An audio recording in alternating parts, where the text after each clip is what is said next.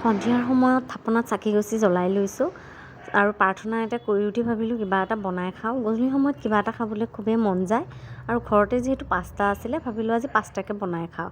এইপিনে দিয়ক পঢ়াবৰো সময় হৈ গৈছে, তাক কিতাপখন দি মেলি মই আহিছোঁ এইফালে কিটচেনৰ ফালে পাস্তা বনাবৰ কাৰণে। যিহেতু তাক পঢ়াবও লাগিব আৰু সোনকালে ৰাতিৰ ভাত সাজ বনাই খাই মেলি শুইও দিব লাগিব, কাৰণ ৰাতিপুৱা স্কুল অফিচ গোটেইখিনি আছে। এইফালেও টাইম মিলাব লাগিব, সেইফালেও টাইম মিলাব লাগিব। সেইকাৰণে মই ভাবিলোঁ তাক পঢ়িবলৈ দি পাস্তাখিনি ৰেডি কৰি লওঁ। আৰু এইফালে সি পঢ়ি আছে এতিয়া। তেতিয়াহ'লে আজিলৈ আহিছোঁ, বাই। কি কৰিছা? লিখি আছোঁ। কি লিখিছা? ছোটাই। এয়া লোৱা পাস্তা। এইখিনি ধুনীয়াকৈ ফিনিছ কৰা, তাৰপিছতে আকৌ পঢ়া পাতি কৰিবা। অ'কে? এতিয়া তুমি এইখিনি অকণমান বন্ধ কৰি থৈ দিয়া কিতাপখন। ৱাও, ছোটাইটোতো বহুত ধুনীয়া হৈছে তোমাৰ। গুড বয় ন তুমি?